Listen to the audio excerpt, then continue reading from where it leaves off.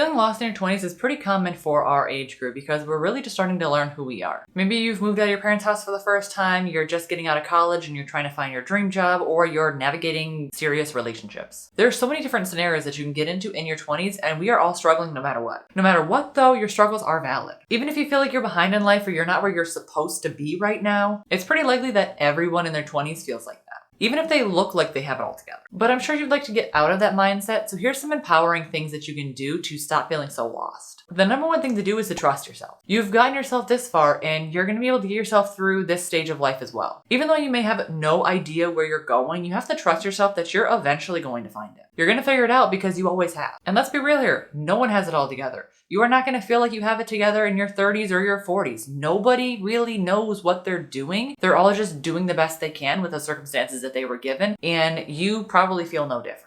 Nobody really has it all together, not even me, the person that is giving you the steps right now. I have not one single clue what I'm doing with my life, but I'm just putting one foot in front of the other, doing whatever the next right thing feels like, and going from there. It's all just about testing different things out and figuring out what you like and what you don't like, and just kind of stumbling your way through life a little bit. And so it's okay if you don't really have a vision for what your future is going to look like yet. The future is so far away and it's always changing. So it's okay if you don't know what dream job you want to do, where you want to live, what college you want to go to if you decide you want to go back to college. Like, there are so many different paths that you can take in life. It's okay that you don't have it all figured out right now. But you need to trust yourself that you are going to get wherever it is you need to go, and that this moment right here, you are exactly where you are supposed to be, and everything is going to work out in the end. And with that, you need to let go of anxiety. Let go of the need to control every single outcome in your life and just start to let things flow a little bit. You have to trust that things are going to work out. If you are coming from a place of anxiety, from a place of controlling, from a place of trying to plan every single step of the way, you are not trusting in yourself or the universe to be able to guide you wherever it is you need to go. Because all of those feelings come from a place of lack and a place of distrust in yourself and the universe that things are eventually going to work out, and that's not going to bring much abundance into your life or confidence. This is something that I have just learned recently myself from the mindset coaching that I have been going through. So I definitely know that this is hard to do because it's something that I'm currently working through myself, but letting go and kind of trusting in the process and not really trying to plan out every single thing that you're doing is made my life for sure flow a lot easier, because I'm the type of person that needs everything to be perfect. I need to know every single step. I need to plan every single step out at least 7 times. I need to plan out every conversation. I need to have control over everything going on in my life. And that comes from trauma and simply not trusting yourself. So you have to build trust with yourself first, and then also trust in the universe that things are going to work out. It's hard to do because, like I said, I'm doing it myself. But since going through this trusting exercise, I've noticed that things are flowing a lot easier and things don't feel as scary as well. So it's really worth it to try to let go of that anxiety, because anxiety can stem from a lack of trust and a lack of self-confidence, and that is not going to help you manifest the things that you want into your life. That is not going to help you vibrate at a higher frequency so that you can get all of the things that you want, all of the goals that you want to achieve. Because that controlling, untrusting energy is not very high vibe, and the huge manifestations and goals and dreams that you have are very high vibe. So you need to kind of put yourself on that level with them. Now, does this mean that you need to be super high vibe all the time and you're never going to be anxious? Absolutely not. That's definitely not realistic, and we don't want to shove our emotions down and not feel them, because they're going to come up one way or another, and it's really unhealthy to push your anxiety away and not deal with it or not even acknowledge that it's there. That's definitely not what I'm saying. It's just something that you need to work through so that it has less power over you. And one of the best ways that you can learn to trust yourself or just learn more about yourself and let go of that anxiety is to try journaling. I find journaling to be super helpful. I found it to be the cause of a lot of my mindset shifts, and it really helps you figure out what's going on in your head and why you think the way that you think. And if you're brand new to journaling, this can be a bit overwhelming, or you may not know where to start, or you may be journaling in a way that isn't helpful towards letting you trust yourself and figuring out mindset shifts and different things like that. So if you are brand new to journaling and you want some help, I recommend trying out journal prompts, because that will give you the questions that you need to answer the questions that you might not even know need to be answered. Like, for example, if you don't know that you have an inner child and you don't know that that inner child needs to be healed, you can't journal about that and then fix the problem if you don't know what the problem actually is, or like what question to even start with. So I recommend using journal prompts. Those are really helpful to kind of get the thoughts running and get yourself answering questions that you may otherwise not have even thought to ask. And if you want some of the journal prompts that I've come up with myself, I have a journal/workbook combo that has 95 thought-provoking journal prompts. They are super helpful, and I have them available in my Etsy shop in a nice little workbook. I will leave the link to that down below in the description if you want to try that out. Something that goes hand in hand with this is letting go of the need to control everything. And as I said, I know how hard this is because I am the type of person that needs to have control over everything, but I've learned that that is just a trauma response from childhood, and that's something that you kind of just have to work through, and it's not going to be something that you snap your fingers and all of a sudden you're healed. But if you know that you have a need to control everything, you might want to explore why that is. Why do you feel the need to control everything? And that's why journal prompts are really helpful, because if you don't know that you need to ask that question, you're never going to be able to work through that thing. But if you as a kid didn't have a lot of control over situations, or you were in a volatile situation where the adults in your life were very reactive and they were just angry for no reason, or you just didn't have a lot of control over yourself, your body, what you ate, what you did, said, anything like that, you're probably going to have a controlling mindset now, because now you're on your own and everything is up to you. So now you can control every single situation, but that almost gets to be exhausting because you are controlling everything and you just need to let things go. This is something that can also come from not trusting yourself as well, because you feel the need to control everything and make sure everything works out perfectly to a T, because you don't trust yourself to be able to let things flow easily. Now, once you work on the negative stuff and you work on the mindset shifts and you kind of learn where you're coming from and why you do things the way that you do them, then you can start working on the positive side of things. Next, you can move on to paying attention to what lights you up. And this is going to help you figure out the things that you enjoy. And this could be anything from the job that you know that you want to do, the hobbies that you want to pick up, the dream house that you want to have, the car that you want to have, whatever it is that lights you up in general, you want to pay attention to that, because that's what you can then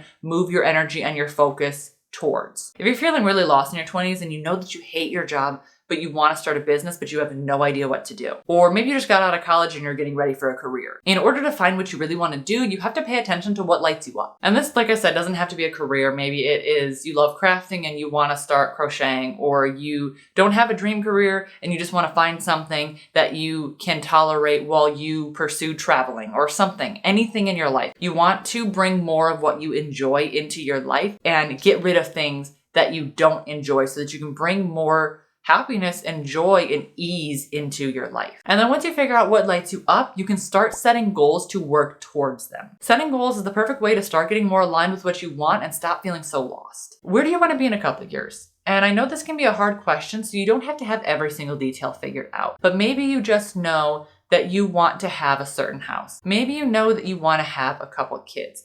Maybe you know that you want to have this certain job or this certain car. And those things are really going to be hard to plan out, but you can decide, okay, I know I want to have this job. And then you can figure out the steps to get you towards that job. You don't have to make giant leaps all at once, because it's likely that that's going to be really hard. But you want to think about each day, what can you do? Even if it's the smallest little step, like researching what are the qualifications for that job, and then realizing that you can get an internship and then you can work your way up the ladder that way. Or you know you want to get a house, so you need to start a savings account right now and start budgeting and saving so that you can get that house in the future. Small little steps to help you get wherever it is you want to go. And if you're feeling overwhelmed with this, here's a good way to break it down. Set a big goal for yourself. You could either do it by a date if you want, or just have a rough estimate of like a few years. Really doesn't matter. Depends on what is going to motivate you the most. And then break that goal down into small chunks. So for example, have maybe like a 5-year goal, a 1-month goal, a 6-month goal, and then a month goal. You can break it down as much as you really want. And then decide what steps you can take to get there today. Even if, like I said, that is a small step, what step can you take today to get closer to that goal? And then stay the course even if you get knocked down. If you're saving up for a house, but your car broke down and you need to buy an entirely new one and pull all of your savings out or a good portion of your savings, don't give up. Just do what you need to do in the moment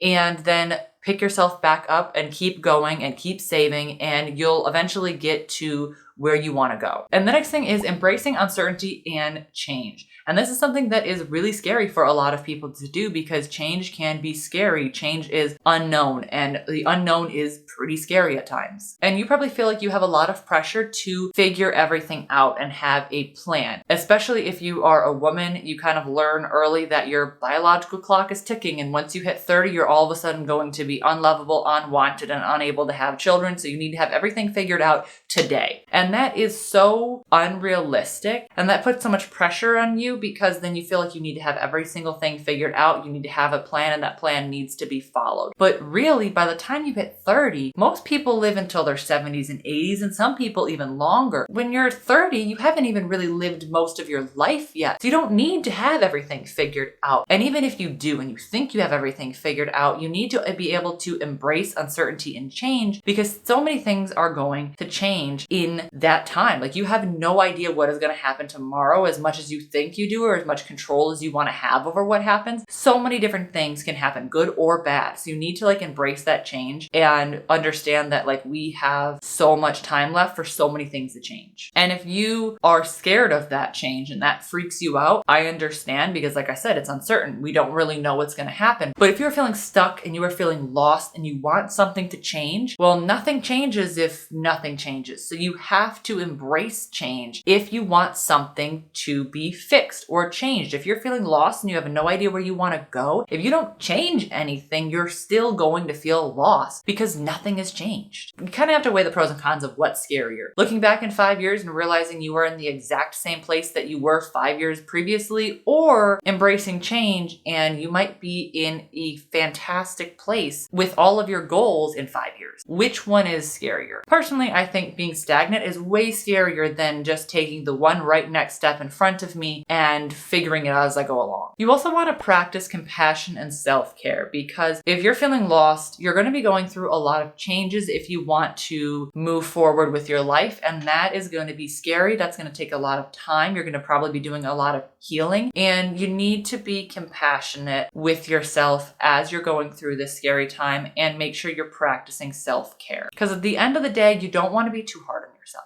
You know that you are doing the best that you can. Don't forget to love yourself for who you are right now. You are not this self-improvement project that needs to be constantly fixed. You are whole right now as you are with all of your blocks, all of your mindset shifts that need to be made, all of the trauma. You are whole as you are. Does that mean that you can't improve and you shouldn't improve?